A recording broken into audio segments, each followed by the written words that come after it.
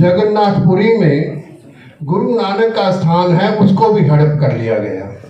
अभी पिछले दिनों में हजूर साहब जहां गुरु गोविंद सिंह जी का अंत्येष्टि हुई, उस पर भी कोशिश की गई कि ऐसा बोर्ड बना दिया जाए जो सरकारी बोर्ड बने और उसको भी हड़प कर लिया जाए। पटना साहब का भी यही हाल है। आपने हमारी आज आंखें खोल दी और ये जो बात आपके सामने मैं कह रहा हूँ, आज मैंने रिक्वेस्ट किए थे आपकी तरफ से, जनरल सेक्रेटरी हैं श्रोमणी गुरुद्वारा प्रबंधक कमेटी के गुरचरण सिंह ग्रेवाल, आज उनको आना था। मैं उनको बताना चाह रहा था कि जो वक्फ के साथ हो रहा है, कहीं आपके साथ वही तो नहीं हो रहा। ये हम दोनों को मिलकर कोई बात करनी चाहिए, कोई समझना चाहिए। मुझे याद है कि जब गुड़गांव में नमाज अदा नहीं करने दी जा रही थी पार्कों में, तो हमने सोचा कि अगर ये दो कौमें अगर इकट्ठी नहीं आती तो हम कहाँ खड़े होंगे। हमने 84 देखा, आपने 92 देखा, 2002 भी देखा, तो हमें दर्द था। तो हमने कहा वो गुरुद्वारे के परिसर में ही नमाज अदा कर लेते हैं, आओ मिलकर आओ, बैठे, कम से कम इकट्ठे तो हो जाएं, एक दूसरे को नज़दीक होकर देख तो लें। क्योंकि आपके बारे में हमें कहा जाता है कि मुग़ल सल्तनत आपके बहुत खिलाफ थी, आपको शहीदियाँ दे दी गई, और हमें कहा गया कुछ और, नतीजे हमने भुगते हैं। मैंने कई बार कहा कि गुरु नानक से लेकर गुरु गोविंद सिंह तक, बाबर से लेकर औरंगजेब तक हमारे रिश्ते खट्टे और मीठे रहे, बहुत नज़दीकियाँ रही।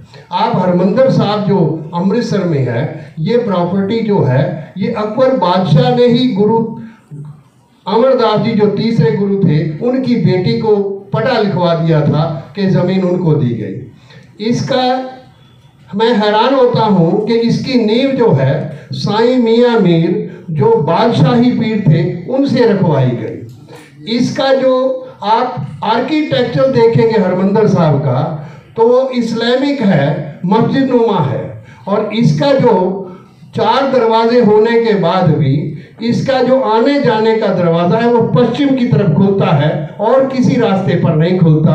ये हमारी नज़दीकियाँ हैं, ये हमारी एक दूसरे के नज़दीक आने का संबंध। इसलिए मैं, जब मुझे कहा गया कि आपको आना है, मैंने कहा मैं हाजिर हो जाऊंगा। मुझे इतना खुशी है कि कम से कम आपके कारण करके शायद हम भी अपनी आवाज़ बुलंद कर सकें, हम भी अपनी आवाज़ कह सकें। क्योंकि हमारे बारे में तो आपके मन में ये रहता है कि हम हिंदू ही होते हैं, आप भी हमें एज ए सिख कंसीडर नहीं करते, आप भी हमें वहीं दबा देते हैं कि शायद हम भी उसी का हिस्सा है। मैं आपसे भी अपील करता हूं, कम से कम सिखों को इस हालात से बाहर निकाला जाए। धारा जो 25 है उसके पीछे बहुत दर्द है सिखों का। बहुत बार सलमान जी तो बहुत ज़्यादा नज़दीक से जानते हैं कि यहाँ आकर उस धारा को फाड़ा भी गया था। तो मैं समझता हूँ कि हमें वो दर्द भी है कि हमने जिस लड़ाई को ज़िंदगी में लड़ा, उस लड़ाई को हमने बहुत बुरी तरह हारा भी है। तो मैं समझता हूँ कि हमें ये समझना भी चाहिए। मैं तीसरी बात एक और, ज़्यादा समय ना लूँ।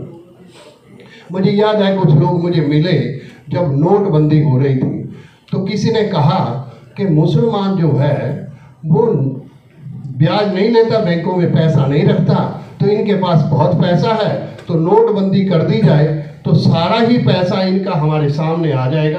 पीछे का सच जो है, शायद आरएसएस ये समझती है कि ये देश मूर्खों से भरा है, हम केवल इंटेलिजेंट हैं, और वो कहने लगे देखो सारा पैसा। मैं क्या 140 आदमी आपके मर गए, कोई मुसलमान तो बीच में नहीं आया, कोई सिख भी बीच में नहीं आया, तो ये क्या कारण हुआ, तो नोटबंदी का लाभ क्या हुआ।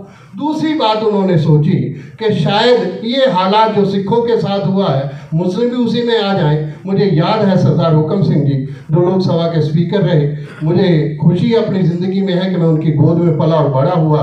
वो सिंह सभा स्टाफी कमेटी के अध्यक्ष बने और मैं सेक्रेटरी था।